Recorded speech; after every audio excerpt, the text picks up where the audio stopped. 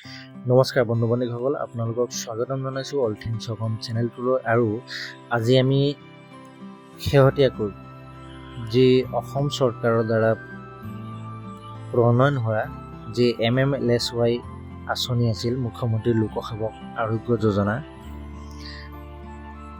আজি সেই আঁচনিখনৰ অন্তৰ্গত যি কেছলেছ ট্ৰিটমেণ্ট আছে তাৰ বিষয়ে মই যিখিনি অভিজ্ঞতা পালোঁ সেইখিনি আপোনালোকৰ আগত শ্বেয়াৰ কৰিম বুলি ভাবিছোঁ। গতিকে আপোনালোকে পোনপ্ৰথমে আপোনালোকৰ প্ৰফাইলটো ক্ৰিয়েট কৰিব লাগিব, আৰু প্ৰফাইলটো ক্ৰিয়েট কৰাৰ পিছত আপোনালোকৰ যি ডিপেণ্ডেণ্ট পৰিয়ালৰ আধাৰ ভেলিডেট সম্পূৰ্ণ কৰিব লাগিব, তাৰপিছতহে আপোনালোকে এই সুবিধা পাব পাৰিব। আমি প্ৰথমে ডাউনটাউন হস্পিটেললৈ গৈছিলোঁ। কেছলেছ ট্ৰিটমেণ্টৰ যি আমাৰ ইম্পেনেল্ড হস্পিটেল আছে, ডাউনটাউন হ'ল তাৰে এটা অংশ, আৰু সেই হস্পিটেলতে আমি কেছলেছ ট্ৰিটমেণ্টৰ বাবে যি অভিজ্ঞতা পালোঁ সেইখিনি আপোনালোকৰ আগত শ্বেয়াৰ কৰিম। পোনপ্ৰথমে আপোনালোকে ঠিক 5 বজাৰ আগে আপোনালোকৰ যিখিনি কেছলেছ ট্ৰিটমেণ্টৰ বাবে আপোনালোকে আবেদন কৰিব লাগিব সেইখিনি এপ্ৰুভ হ'ব লাগিব। তেতিয়াহে আপোনালোকে সেই দিনৰ পৰা আপোনালোকে কেছলেছ ট্ৰিটমেণ্টৰ সুবিধা পাব পাৰে। অৰ্থাৎ যদি আমি ধৰি লওক 3 বা 4 বজাত গৈ আমি একেবাৰে ভৰ্তি হৈ ল'ম কেছলেছ ট্ৰিটমেণ্টৰ বাবে বুলি ভাবে, তেন্তে সেয়া আপোনালোকৰ ভুল হ'ব পাৰে। কাৰণ আপোনালোকৰ যিখিনি বেমাৰ আছে সেই বেমাৰখিনি আপোনালোকে প্ৰথমে গৈ পেলাই আপোনালোকৰ উইথিন 1 উইকত আপোনালোকৰ টেষ্টিঙৰ ৰিপৰ্টখিনি থাকিব লাগিব। ইমাৰ্জেঞ্চি ক্ষেত্ৰত সেইটো বেলেগ কথা, ধৰি লওক কাৰোবাৰ এক্সিডেণ্ট হ'ল, কিবা হ'ল, সেইটো বেলেগ কথা। কিন্তু যদি আপোনালোকৰ কিবা ডিজিজ ওলাইছে, আপোনালোকে ধৰক নাই এমাহমান পাছত আমি গৈ পেলাই তাত কেছলেছ ট্ৰিটমেণ্ট কৰিম, সেইটো নকৰিব। কাৰণ আমি গম পোৱা মতে বা আমাক জনোৱা মতে উইথিন 1 উইকছৰ ৰিপৰ্টখিনি সিহঁতে বিচাৰিছে। ঠিক তেনেকৈ আমিও এমাহমান পাছত আমি তালৈকে এডমিট হ'ম বুলি পেলাই আমি লৈ গৈছিলোঁ। কিন্তু তেখেতসকলে কৈছে যে উইথিন 1 উইকৰ ৰিপৰ্টছ লাগিব।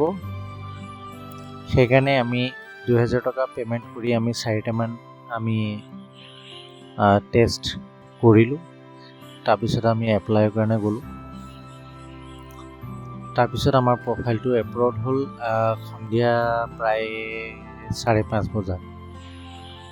গতিকে আপোনালোকে পোনপ্ৰথমে ৰাতিপুৱা ঠিক 9-10 বজাত, 9টা বা 10টামান বজাত যদি আপোনালোকে পায়, তেতিয়া খুব সহজতে আপোনালোকে এই সুবিধাখিনি আপোনালোকে গ্ৰহণ কৰিব পাৰিব। অৰ্থাৎ আপোনালোকে যদি ৰাতিপুৱা কোনোবা এজন ডক্টৰ, ধৰি লওক MD বা গাইনক, কোনোবা এজনক যদি দেখুৱাব যায়, মৰ্ণিং টাইমত গৈ পেলাই আপোনালোকে প্ৰথমে লগ কৰিব পাৰে। OPD হিচাপে প্ৰথমে যাব লাগিব। তাৰপিছত আপোনালোকে ডক্টৰক কথাখিনি, আপোনালোকৰ যিখিনি বেমাৰ আছে সেইখিনি আপোনালোকে অৱগত কৰাব লাগিব। আৰু আপোনালোকৰ যিখিনি ইচ্ছা প্ৰকাশ, ধৰি লওক যে মই ছাৰ এই কেছলেছ ট্ৰিটমেণ্টৰ কাৰণে মই ইয়ালৈকে আহিছোঁ, গতিকে আপুনি যদি এডমিশ্যনটো দি দিয়ে মই এই সুবিধা গ্ৰহণ কৰিব পাৰিম, আগতীয়াকৈ আপোনালোকে কৈ থ'লে। তাৰপিছত ডক্টৰে আপোনালোকক সেই সুবিধাখিনি কৰি দিব পাৰে। ইয়াৰ লগে লগে আপুনি এটা কাম কৰিব পাৰে, প্ৰথমে আপোনালোকে গৈ পেলাই তাত আমাক জনোৱা মতে কিছুমান ডিজিজ এই কেছলেছ ট্ৰিটমেণ্টত নপৰে বুলি আমাক জনাইছে, কিন্তু আমি সোধা নাই কোনখিনি বেমাৰ, কাৰণ তেখেতসকলৰ সময় নাছিল। গতিকে আপোনালোকে প্ৰথমে ঠিক ডাউনটাউনৰ আপোনালোকৰ যি কেণ্টিনটো আছে, সেই কেণ্টিনৰ ছাইডত যি এটা ৰুম আছে, ইঞ্চুৰেঞ্চৰ যিখিনি কাম কৰে তাতে আপোনালোকে সুধি ল'ব পাৰিব। তাতে সুধি পেলাই আপোনালোকে প্ৰচেছখিনি তেখেতসকলে কৈ দিব। গতিকে ডক্টৰক আপুনি সেই কোৱাৰ আগে আগে যদি আপোনালোকে সেই ইঞ্চুৰেঞ্চৰ কথাখিনি যদি আপোনালোকে ভালকৈ বুজি লয় তেতিয়া আপোনালোকৰ সুবিধা হ'ব। কাৰণ আমি প্ৰথম আছিল আমি বুজা নাছিলোঁ। গতিকে আমি গৈ পাওঁতে আমি 10:30মান বাজিছিল, কিন্তু প্ৰচেছখিনি আমি ভালকৈ বুজা নাছিলোঁ কাৰণে আমাৰ এডমিশ্যনটো অকণমান দেৰি হ'ল, 5:30মান বাজিল। গতিকে আপোনালোকে প্ৰথমে ডক্টৰক লগ কৰিলে বা আপোনালোকে ইঞ্চুৰেঞ্চৰ মানুহক সুধি ল'লে যে এই বেমাৰটো আমাৰ ধৰা পৰিছে, এই বেমাৰৰ সুবিধা আমি ল'ব পাৰিম নে নাই, আগতীয়াকৈ আপোনালোকে জনাব পাৰিব। সেই কথাখিনি বুজাৰ পিছত আপোনালোকে ডক্টৰৰ আগত আপোনালোকৰ যিখিনি বেমাৰ আছে বা আপোনালোকক ধৰি লওক আপোনালোক এডমিশ্যন হৈ পেলাই কেছলেছ ট্ৰিটমেণ্টৰ আণ্ডাৰত আপোনালোকে সুবিধা লাভ কৰিম বুলি পেলাই আপোনালোকে সেই ইঞ্চুৰেঞ্চজনক আপোনালোকে জনাব পাৰিব। তাৰপিছত সেইখিনি কৰাৰ পাছত যেতিয়া ডক্টৰে আপোনাক এডমিশ্যন দি দিব, ধৰি লওক আপোনাক ষ্টে কৰিব লাগিব বেমাৰৰ কাৰণে 2-3 দিন, অপাৰেশ্যন বা চাৰ্জাৰী যি কৰিব আছে সেইখিনি ডক্টৰে কৰিব লাগিব। গতিকে আপোনালোক এডমিশ্যন হ'ব লাগিব বুলি পেলাই তেখেতে লিখি দিব। লিখি লোৱাৰ পিছত আপোনালোকে সেই ইঞ্চুৰেঞ্চৰ যিখিনি মানুহে কাম কৰে তেখেতসকলৰ ওচৰলৈ যাব লাগিব, আৰু তেখেতসকলে আপোনালোকৰ যিজন আপোনালোকে পেচেণ্টক লৈ গৈছে, আপোনালোকৰ ডিপেণ্ডেণ্ট হওক বা আপুনি নিজে, তেখেতসকলে আপোনালোকৰ সেই আধাৰ কাৰ্ডখন বা আপোনালোকৰ যি সেই কাৰ্ডখন আছে হেল্থ কাৰ্ডখন, সেইখিনি চাই পেলাই তেখেতসকলে যিখিনি প্ৰচিডিউৰখিনি আছে সেইখিনি তেখেতসকলে প্ৰচেছখিনি কৰি যাব। আৰু এটা কথা মনত ৰাখিব যে যিটো মানে ডিপেণ্ডেণ্টৰ আধাৰ লিংকৰ যিখিনি মোবাইল থাকে তাত এটা OTP যাব। গতিকে আপোনালোকে যদি পাৰে সেই মোবাইলটো আপোনালোকে লগত লৈ যাব, যিহেতু তাত OTP এটা আহিব, আৰু OTP অহাৰ পিছত তেখেতসকলৰ যিখিনি প্ৰচেছ আছে সেইখিনি প্ৰচেছখিনি তেখেতসকলে কৰি দিব। তাৰপিছত আপোনালোকৰ যিখিনি ৱেইটিং পিৰিয়ড সেইখিনি আপোনালোকে বাহিৰতে ৱেইট কৰিব লাগিব। তেখেতসকলে প্ৰচেছখিনি কৰিব, আৰু তাৰপিছত আমাৰ ঠিক 1 ঘণ্টামান পাছতে এপ্ৰুভ হৈছিল। গতিকে আপোনালোকৰো তেনেকুৱাই 1-1.5 ঘণ্টামান পাছত সেই আপোনালোকৰ যিখিনি ছাবমিট এপ্লিকেশ্যনটো আছিল সেইটো ছাবমিট হ'ব, আৰু ছাবমিট কৰাৰ পিছত সেইখিনি এপ্ৰুভ হ'ব, আৰু এপ্ৰুভ হোৱাৰ পিছত আপোনাক অনুমতি দিয়াব। কিন্তু এটা কথা মনত ৰাখিব, আপোনালোকক জেনেৰেল ৱাৰ্ডৰ কাৰণেহে আপোনালোকক চৰকাৰে পে' কৰিব। অৰ্থাৎ আপোনালোকৰ